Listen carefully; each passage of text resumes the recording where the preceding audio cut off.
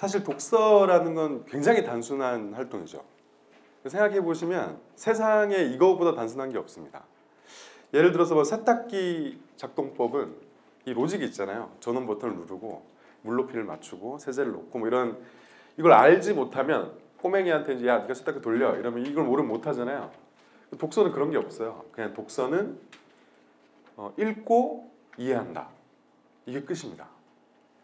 그러니까 독서법을 가르친다는 건 되게 이상한 일인 거예요. 그냥 읽고 이해하면 되는 건데, 독서에는 두 가지 종류의 효용이 있다고 저는 생각합니다.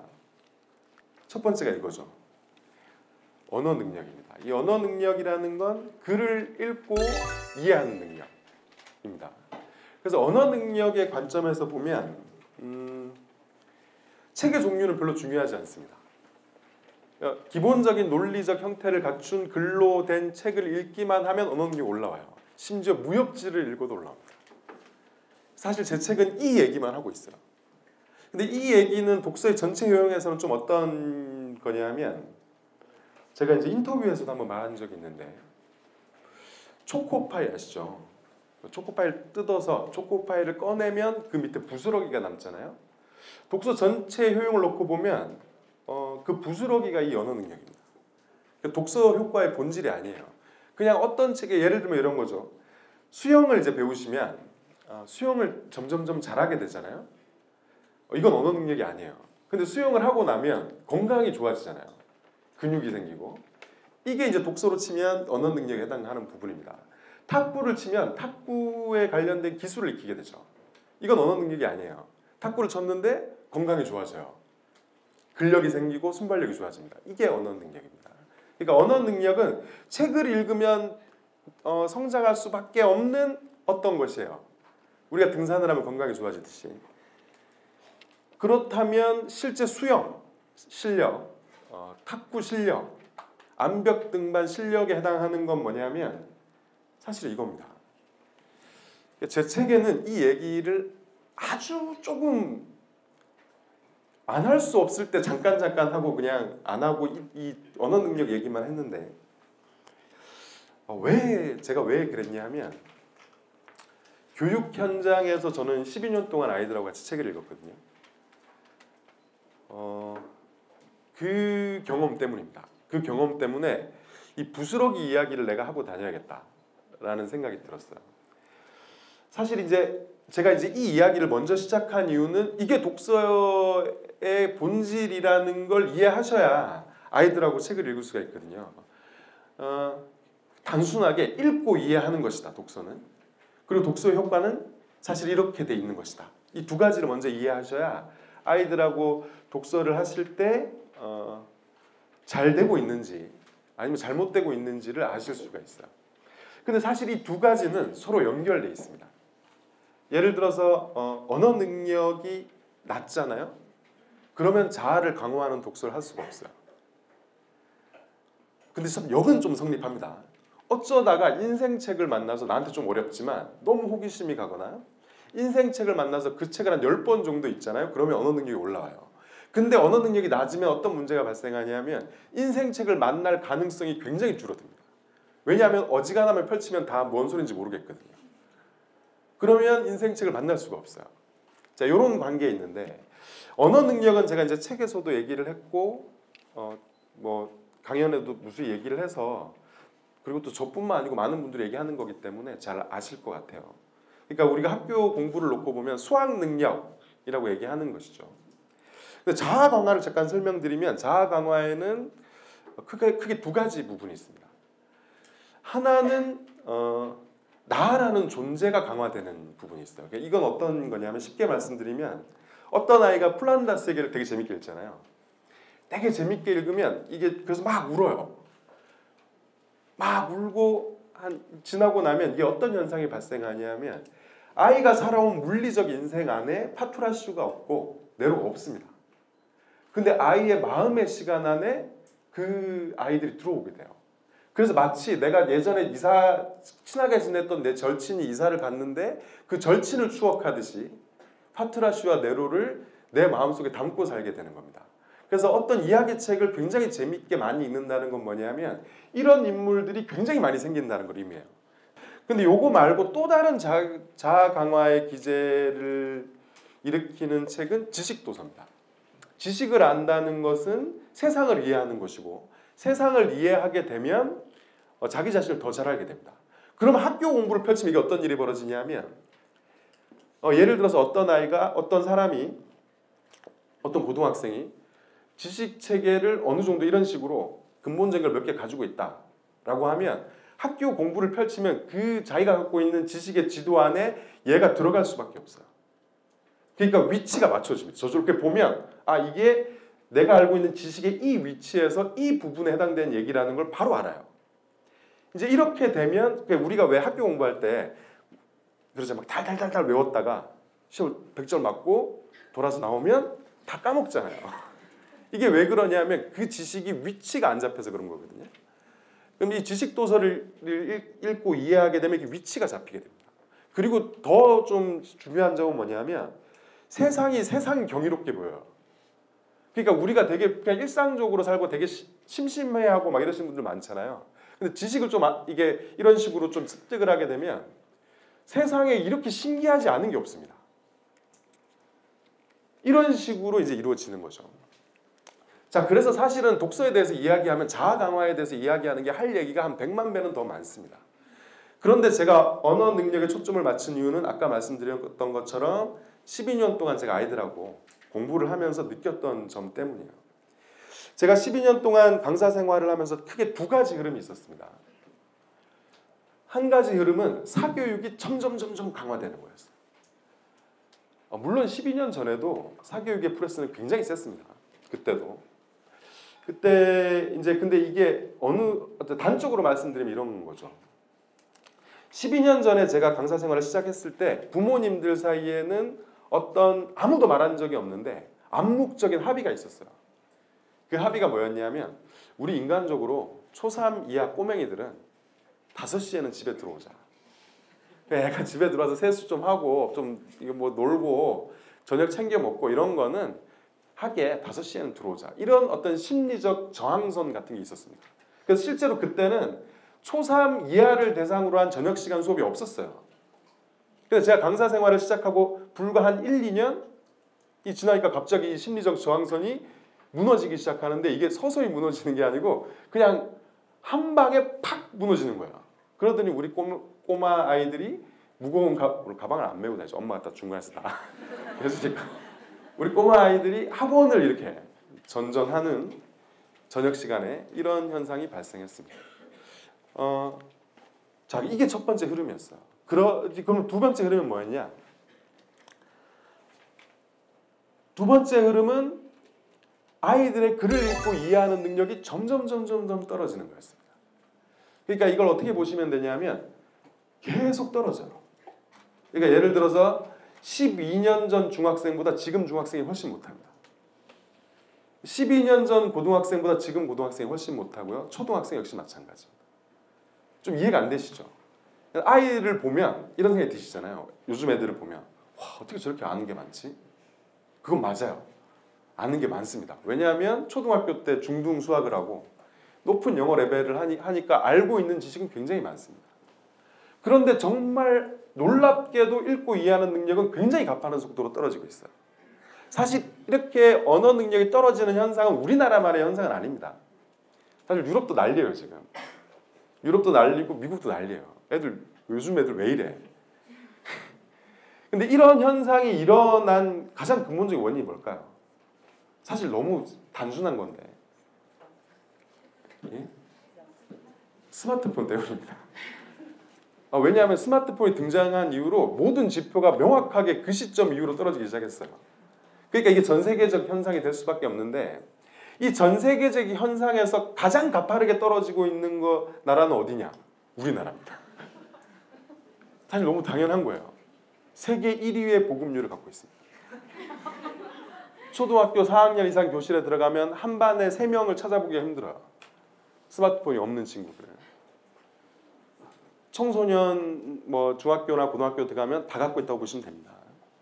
이런 나라가 우리나라밖에 없어요. 그러니까 일단 이거 굉장히 저의 한 부분이죠. 그럼 이게 언어 능력이 떨어지고 있다라는 건 저 같은 사람은 이제 아이들한테 책을 읽히고 책의 내용을 얼마나 아이들이 잘 이해하는가 이걸 갖고 보는 거거든요. 독서에 있어서 이야기 책을 읽고 이해하는 것은 가장 로우한 레벨입니다. 생각해 보시면 지식 도서 좀 읽기 힘드시죠? 물론 이거 이야기책보다 더 로우한 것도 있어요. 에세이라고.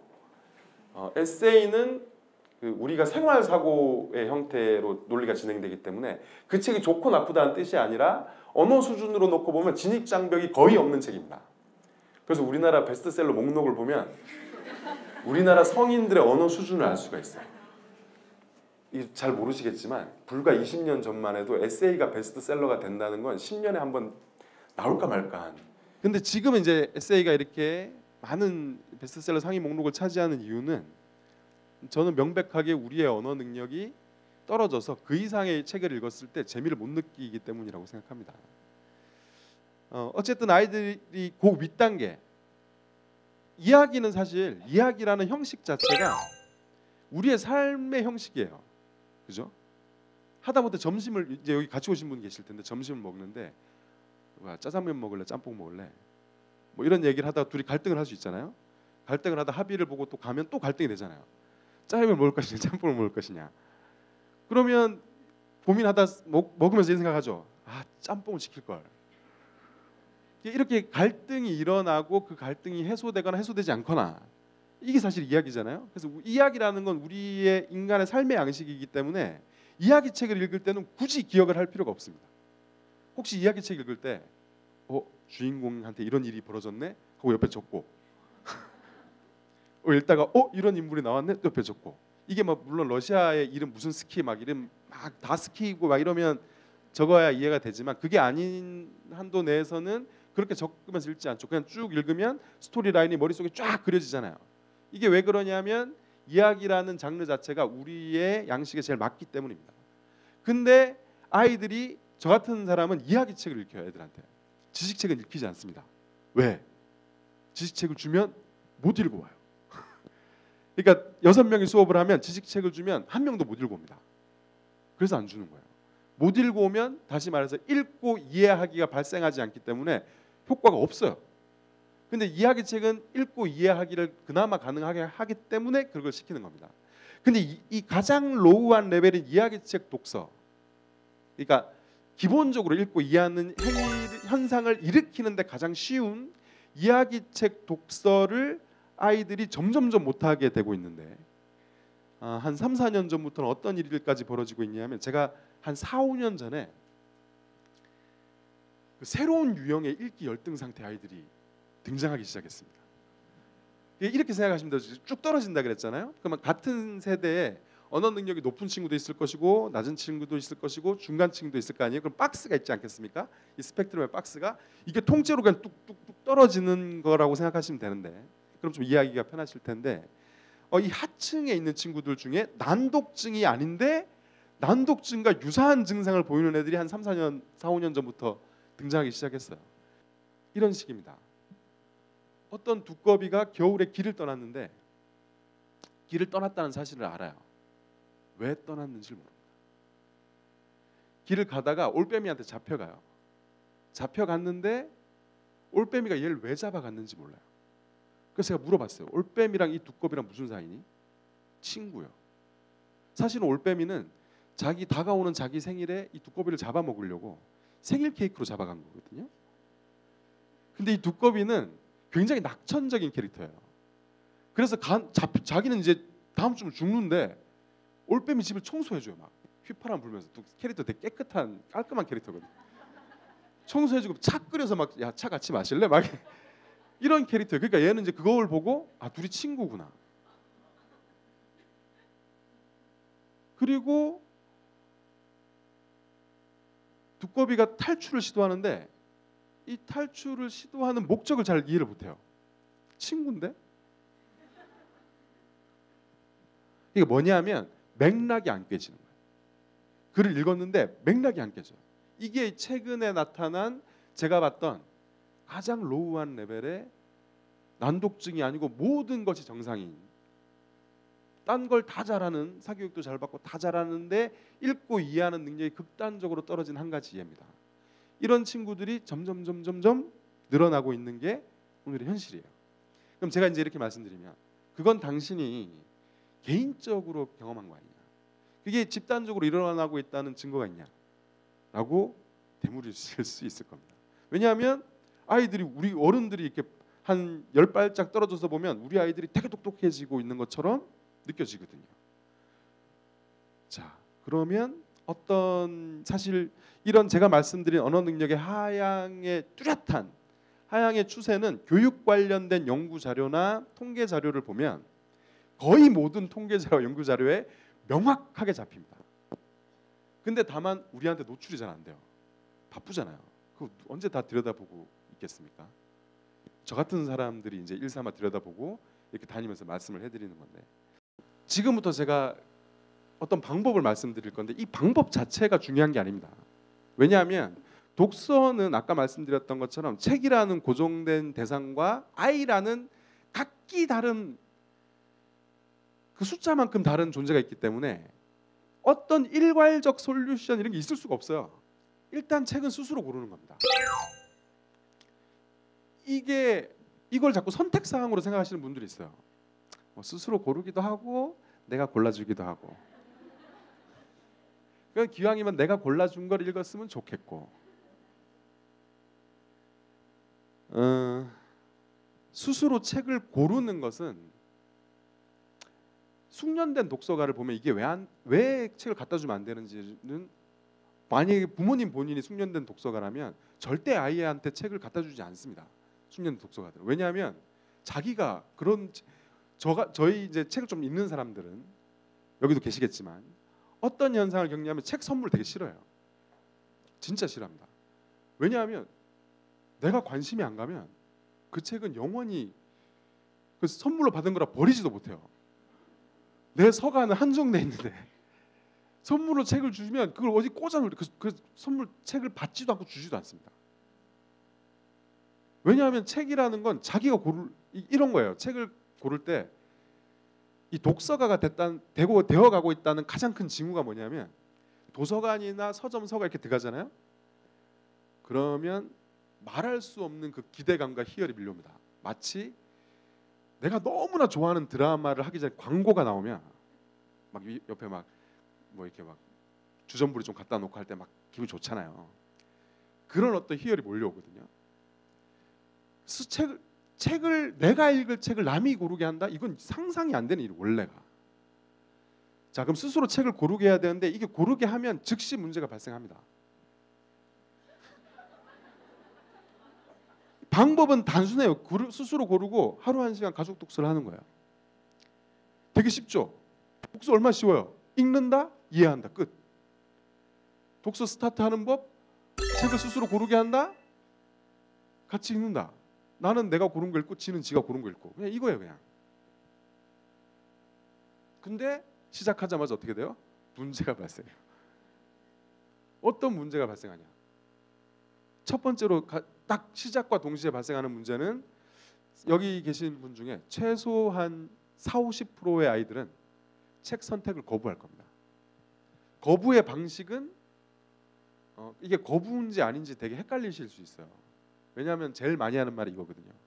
엄마, 나는 엄마가 골라준 책이 그렇게 재밌더라.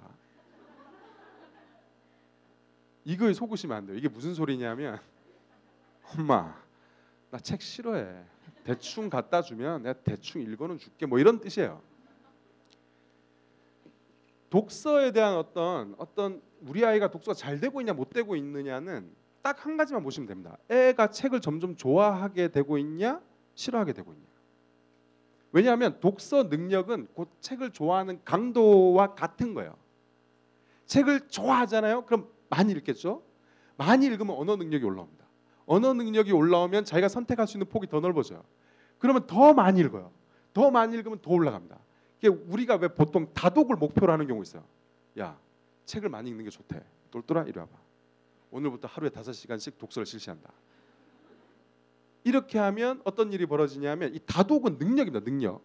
책을 좋아할 수 있는 것도 능력이에요. 다독은 어떤 능력이 필요하냐면, 이런 겁니다. 책을 많이 좋아하잖아요. 그럼 많이 읽게 돼요.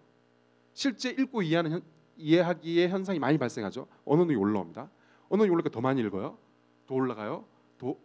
이러다가 어떤 임계를 넘어서면 다독가가 된 거예요. 근데 애가 언어능력이 낮아. 예를 들어서 집중력을 유지 시간이 25분 정도 돼. 5시간 책을 읽혀. 그럼 어떤 일이 벌어지냐면 25분간 책을 읽고 한 4시간 35분 동안 책과 앉아 있으나 뭘 하는지 알 수 없는 어떤 상태에 빠지게 돼 있어요. 이제 책 선택을 거부하는 것은 이런 겁니다. 책을 골라본 적이 없어서요. 왜냐하면 엄마가 자꾸 갖다 주잖아요. 전집부터 시작해서 막 갖다 주면 아이의 마음속 무의식이 어떤 게 생기냐면 고르는 책이 따로 있다는 느낌적인 느낌을 갖게 돼요. 그냥 지가 보고 재밌겠다 싶으면 고르면 돼요. 그냥 되는데 뭔가 느낌적 느낌으로, 왜냐면 엄마 맨날 갖다 주고 막 추천 도서라고 뭐 또 나오고 이러니까 고르는 책이 따로 있는 것 같은데 그게 뭔지 모르겠어. 그래서 이런 말을 해요. 어렵게 도서관에 데려가면 엄마 책이 너무 많아. 대혼돈이 발생하는 겁니다. 책을 고르려면 기본적으로 책이 재밌는 거라는 선인지가 있어야 됩니다. 선인지가. 그래야 재밌는 것도 어디 있어? 이러고 고르죠. 그게 없으면 이제 이런 현상이 발생하는 거예요. 그럼 이거는 지금 아이가 언어 능력이 어떠냐와 상관없이 독서 단절을 향해서 가열차게 달려가고 있구나, 이렇게 생각하시면 됩니다. 그래서 어렵게 책을 고르게 했더니 이런 현상이 또 발생합니다. 초등 5학년인데 초2 책을 골라와. 초등 6학년인데 초3 책을 골라오고, 이런 현상이 발생합니다. 이건 둘 중에 하나예요. 실제로 언어 능력이 너무 낮아서 왜냐하면 애들은 지가 못 읽을 책은 안 골라옵니다. 읽고 이해해야 한다라는 전제가 깔리면 지가 읽고 이해하지 못할 책은 절대 안 골라요. 이 얘긴즉슨 뭐냐면, 첫 번째는 내 언어 능력이 너무 낮아. 그래서 아이가 일단 자기 연령대보다 너무 낮은 책을 골라온다. 이러면 이거 뭐 문제가 있구나, 이렇게 생각하시면 됩니다. 근데 이 언어 능력 자체의 문제도 있을 수 있지만, 두 번째의 또 다른 문제는 뭐냐면 책에 대한 흥미도가 너무 떨어져도 이럴 수 있어요. 내가 초등 5, 6학년 책을 읽을 수 있는 초등 5, 6학년인데 난 책이 싫어. 그러면 빨리 끝내야 되니까 빨리 끝낼 수 있는 책을 골라오는 겁니다. 그 애들마다 심리적 저항성이 달라요. 이 정도 두께면 혼이 안 나겠지? 그 혼이 안 날 최저선을 찾습니다. 혼이 안 날 최저선을 찾는데 이게 아이의 지금 언어 능력과 상관없이 이것도 굉장히 심각해요. 왜냐하면 반드시 독서를 그만두게 돼 있거든요. 자, 그 다음 문제는 읽고도 이해를 못하는 현상이 발생합니다. 제가 아까 말씀드렸던 것처럼. 그 다음 문제는 읽고 이해 못한다와 사실 세트인데 결과가 되는 겁니다. 이렇게 책 안 읽어. 이렇게 이제 가게 되는 거죠. 자, 만약에 아이가 책이 재미없고 언어 능력이 낮다면 독서 스타트를 하는데 이렇게 많은 난관이 있어요. 다만 읽고 이해하면 될 뿐인데도 이렇게 많은 난관이 발생해요. 근데 이 난관의 핵심은 뭐예요? 딱 두 가지 문제밖에 없어요. 언어 능력이 떨어지거나 책을 너무 싫어하거나. 다시 말해서 솔루션도 어디에 집중돼야 되냐면 싫어하는 책을 좋아하게 만드는 거. 그리고 자꾸 자기가 좋아하게 만드는 과정에서 자꾸 읽어서 언어 능력을 어쨌든 읽고 이해하기를 발생하게 만들어서 언어 능력을 끌어올리는 거. 근데 읽고 이해하기만 하면 정말 눈부신 속도로 올라갑니다. 예를 들어서 초등 3학년 남자애가 있어요. 초3 동화책은커녕 초2 책도 읽고 이해를 못해. 이런 애가 실제로 아주 낮은 레벨부터 시작하더라도 읽고 이해하기를 하기만 하잖아요. 그럼 일주일에 한 권 정도 읽어서 6개월만 읽잖아요. 그러면 3학년 책은 아무거나 다 읽어냅니다. 그러니까 이게 읽고 이해하기만 하면, 이 현상만 일어나면 상승 효과는 굉장히 가파르게 일어나요. 그러니까 자꾸 높은 걸 찾으시면 안 돼요. 왜냐하면 높은 걸 갖고 오는 순간 읽고 이해하기가 발생하지 않기 때문에. 그러니까 초점을 여기에 맞추셔야 된다는 거죠. 책을 읽게 만드는 데는 두 가지 자전거 같습니다. 자전거. 두 가지 바퀴가 있어요. 두 개의 바퀴가. 하나는 언어 능력이에요. 아까 말씀드렸던 것처럼 언어 능력이 낮으면 선택의 폭이 극단적으로 줄어들어 버립니다. 언어 능력이 높으면 넓어지겠죠. 두 번째는 흥미입니다. 이거 두 개 말고는 책을 읽게 만들 수 있는 그 어떤 동력원도 없어요. 어머니께서 앉혀놓고 똘똘아, 책을 읽으면 이렇게 좋대. 우리 앞으로 책을 읽자. 책을 읽으면 좋아. 로 책을 읽힐 수 없다고요. 책을 읽으면 네가 발전해. 이걸로 책을 읽힐 수가 없어요. 책을 읽게 만들 수 있는 유일한 힘은 뭐냐면 너무 재밌겠지. 애가 책을 보면 저거 재밌겠는데? 이게 움직이지 않으면 절대로 책을 읽을 수 없습니다. 근데 이게 움직여도 못 읽는 경우는 언어 능력이 낮은 경우예요. 그러니까 이 두 가지가 갖추어져야만 독서를 하게 만들 수 있습니다.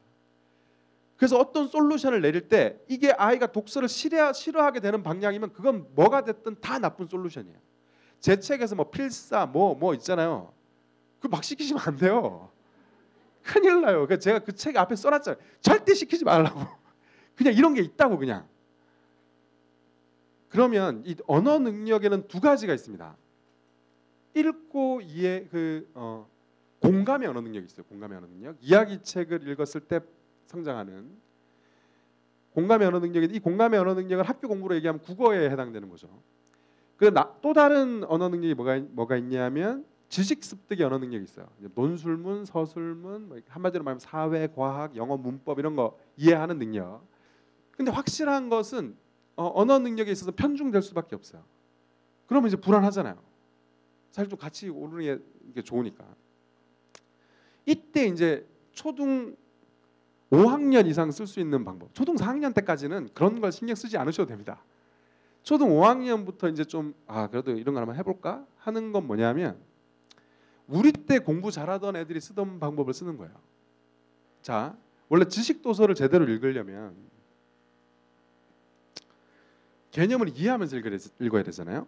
근데 우리 아이들이 이 지식 도서 읽는 게 얼마 떨어지냐면 중학생한테 전교 한 20등 하는 중학생한테 교과서의 시험 범위를 주고 연필을 주고 야 거기 우리 때 컨닝 페이퍼 기억나시죠? 컨닝 페이퍼의 핵심이 뭡니까? 교과서에 있는 모든 내용이 그 안에 들어가는 거죠. 이게 이름이 컨닝 페이퍼지 컨닝할 때 쓰는 건 아니잖아요. 시험 치기 전에 이제 그거 보고 다 정리를 하는 건데 나에게 맞는 방식으로 정리를 해서 한눈에 쫙 들어오게 이게 정리하는 거잖아요. 이거를 중학생이나 고등학생 때 시켜보세요. 할 수 있는 애들이 없어요. 만들라 그러면 막 개념을 설명해주고 작은 페이지라도 만들라 그러면 어떻게 만드냐면 그물로 치면 구멍이 이따만한 구멍이 막 수백 개 뚫려 있는 그물을 만드는 거예요. 다 셉니다. 거의 소목차 나열 수준의 컨닝 페이퍼를 만들어요. 왜냐하면 해본 적이 없어요. 누가 해줘요 이거를? 이걸 학원 선생님들이 다 해주거든요. 해본 적이 없습니다. 그래서 얘들이 심지어는 어떤 현상도 있냐면 줄을 못 꺼요. 야 줄을 별표 일단 기본 이거죠. 교과서를 읽고 줄을 치고 별표하고 해서 그걸 중심으로 해서 쫙 정리하는 거잖아요. 그걸 못 한다고요. 그걸 하게 하시면 됩니다. 이게 사실 지식 도서를 읽는 방식이기도 하거든요. 핵심은 일단 기본적으로는 이렇게 생각하시면 돼요. 이런 거죠. 야 학원 막 보내서 힘들게 하지 마시고 그냥 교과서를 인터넷 가면 다 살 수 있거든요. 교과서를. 그럼 집으로 배달이 되어 옵니다. 그럼 집 오면 예를 들어서 많이도 주지 마시고 한 3-4페이지 한 단락 소단락 하나 정도에서 읽고 모르는 단어 줄쳐 그러고 찾아봐 이렇게 하시면 안 되고 어머니 보셨을 때 너무 쉽다 싶은 단어들을 물어보세요. 그럼 모르는 게 반드시 나와요. 아이들이 자기가 모르는 단어 다 줄을 못 칩니다. 처음 해보면. 그러고 나서 뭘 하면 되냐면 이 단어를 찾아보게 하세요. 이게 사실 누가 썼던 방법이냐면 모 신문사의 편집 주간님이 쓰셨던 방법이에요. 그분 아드님이 이번에 카이스트를 수석으로 졸업하셨는데 재작년에 수석으로 졸업하셨는데 그래서 물어봤어요. 공부 어떻게 시켰어요? 물어봤더니 그분이 해주신 얘기예요. 야 공부 뭘 시키긴 본인이 막 이 빨간 펜 하는 편집부 국장이니까 공부를 할 때 모르는 단어 다 찾게 한 거예요. 그냥. 그러니까 얘한테 공부라는 건 뭐냐면 모르는 단어를 찾는 거야. 그걸 이해하는 거예요. 근데 생각해 보면 이게 공부의 본질이에요. 모르는 단어를 이해하는 거. 우리가 어휘력 이렇게 얘기하면 어휘력을 어떤 단어의 뜻을 안다고 생각하잖아요. 이 단어의 뜻이라는 게 예를 들어서 빅뱅이라는 단어를 이해하기 위해서는 800페이지도 넘는 대중교양도서 한 권을 읽으면 어렴풋이 이해가 될까 말까요. 어휘라는 게 올라가면 이런 거거든요. 언어 능력이 높다는 건 어떤 거냐면 800페이지를 읽어야 이해할 수 있는 빅뱅이라는 단어를 내가 일상에서 어떤 설명을 할 때 쓸 수 있다는 거예요. 책 800페이지 막 한 개 날라가고 막 1200페이지 막 이렇게 날라가 왔다 갔다 하는 게 언어 능력이 높다는 거거든요. 그래서 기본적으로는 교과서 방법 단순하면 교과서를 읽고 모르는 단어를 찾고 그걸 숙지하고 교과서 한 번 더 읽고 이 방식으로 공부를 시켜보시라는 거죠. 왜냐하면 이게 지식도서를 읽는 방식이거든요. 지식도서를 읽을 때 지식도서를 이야기책처럼 읽으면 어떻게 돼요? 저도 지금 지식도서를 읽고 있지만 책처럼 읽으면 난 누구고 여긴 어딘가 이렇게 돼요. 이건 인과관계로 돼 있기 때문에 이야기책처럼 우리한테 되게 익숙한 서술 방식을 취하지 않아요. 그래서 이게 독서라는 건 모래시계 모래가 쌓이듯이 앞에 부분이 확보되면서 쌓여 나가는 거거든요. 현재 진행되고 있지만 앞부분이 확보되고 쌓여 나가야 독서를 하고 있는 거예요. 앞부분이 날아가면 독서가 아니에요. 그 뭔가 이상한 걸 하고 있는 거 지금. 그래서 이런 방식으로 지식도서를 읽어야 되는데 이것은 학교 공부의 방식이고 이게 사실 우리 때도 사실 책은 안 읽었잖아. 그런데 우리 때는 언어 능력이 요즘 애들보다 높은 이유가 뭐냐면 그래도 교과서는 자기가 봤거든요. 그래서 우리는 애지간히 중간만 해도 컨닝 페이퍼를 만들 수 있었잖아요. 우리는 독서는 기본적으로 자기가 선택한 책을 자기가 즐겁게 읽는 겁니다. 이게 전부예요. 전부이기 때문에 최대한 독서의 한 주체인 독자인 아이 자신의 의사가 주도하도록 만들어야 되는데 이게 어떤 솔루션은 그래서 기본적으로 필요가 없는데 필요할 때가 있습니다. 그때가 언제냐면 언어 능력이 고등학생애들 너무 낮아 이미. 이러면 필요해요. 왜냐하면 수능 국어 영역 기준으로 70점 이하면 교과서를 읽고 이해하기가 힘들어요. 혼자서. 바꿔서 말씀드리면 우리나라 고등학교 교실에 예를 중3 중에 수능을 쳤을 때 70점 이상 나오는 아이들이 별로 없습니다.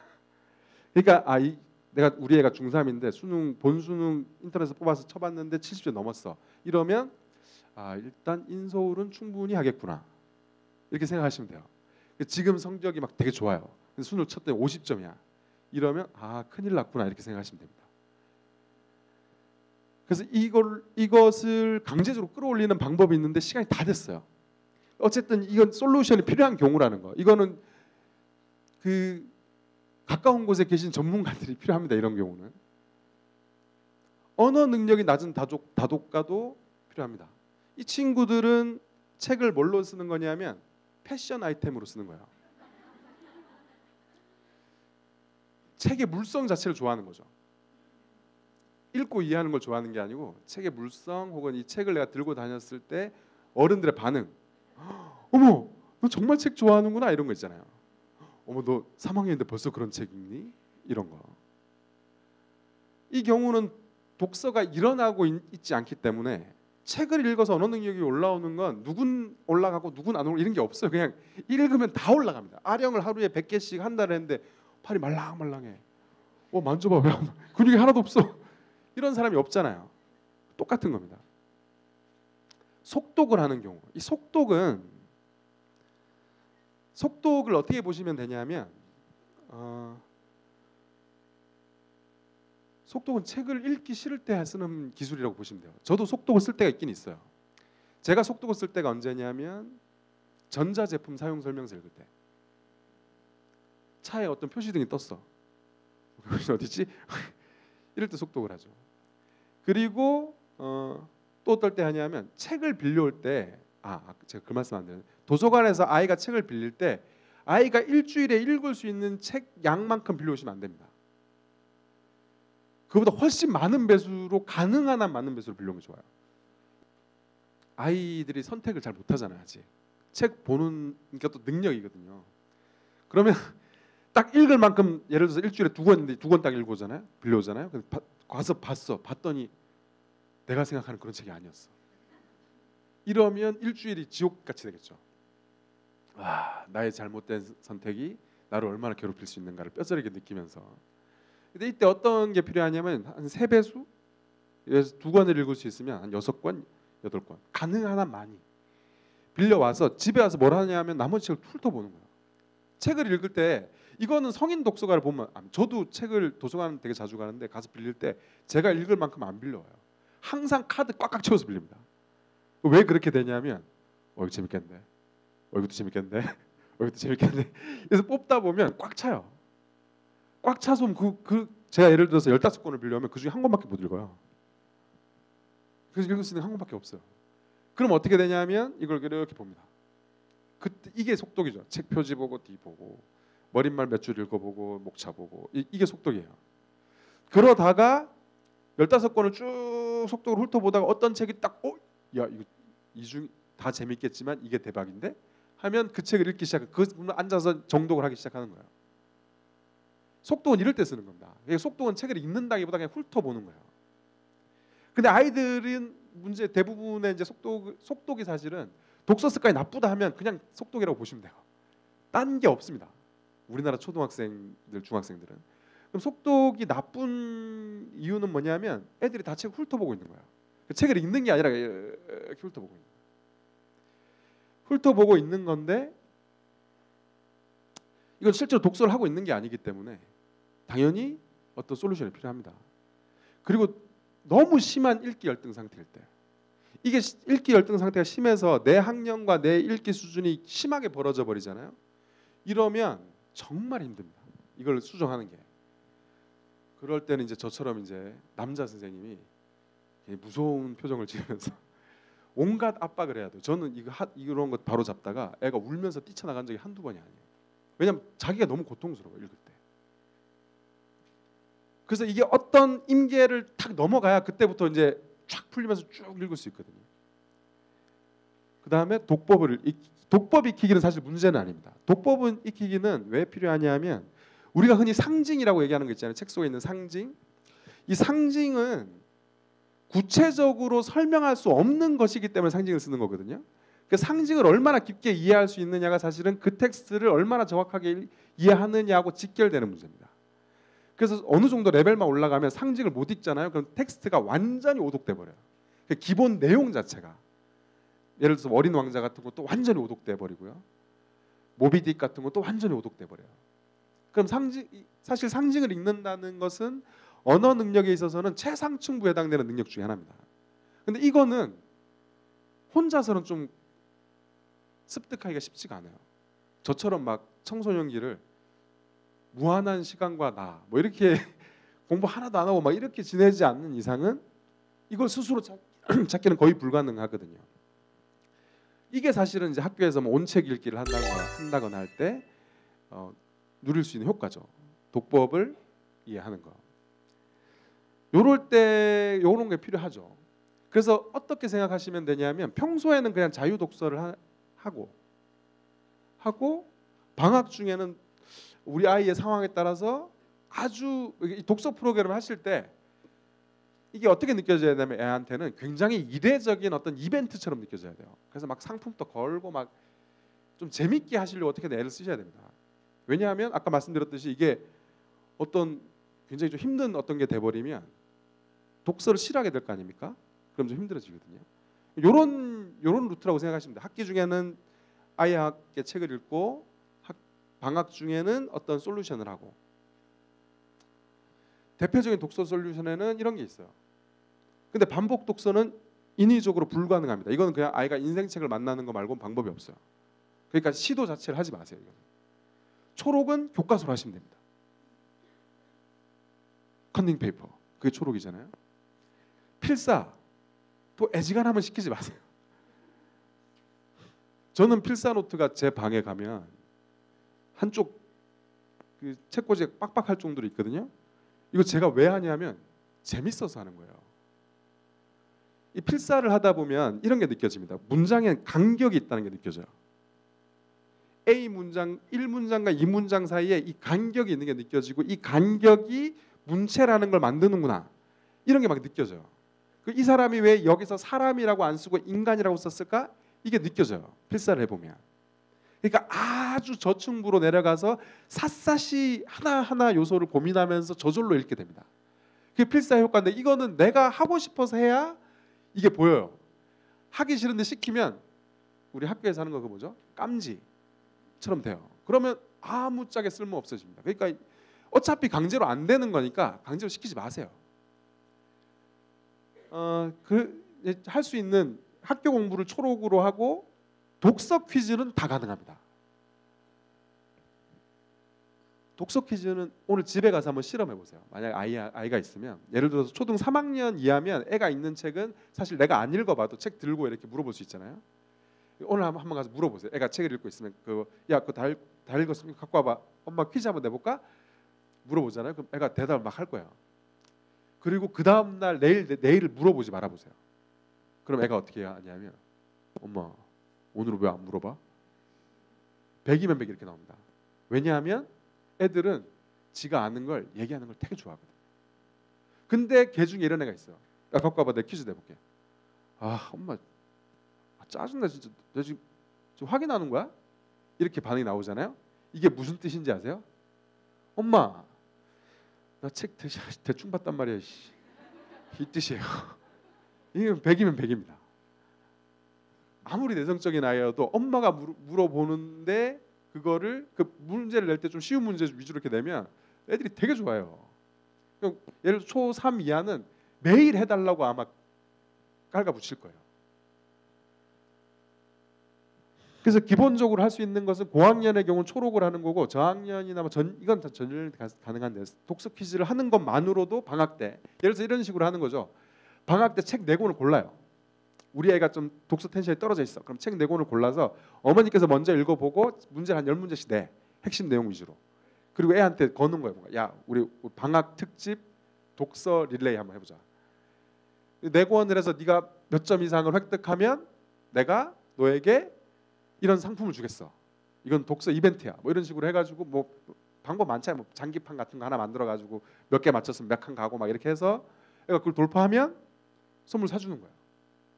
이런 식으로. 그러면 어떤 일이 벌어지냐면 평소에 아까 제가 말씀드렸던 읽기 열등 상태에 있거나 독서의 밀도가 많이 떨어져 있는 경우에 이 한 번으로 텐션이 올라갑니다. 예를 들어서 100이 최대 텐션이면 평소에 30 정도 읽던 애라면 80 정도까지 올라가요. 그러면 이걸 안 하는 자유독서로 돌아가면 다시 떨어지거든요. 떨어지면 근데 30으로는 안 떨어집니다. 50, 뭐 60 이 정도로 떨어져요.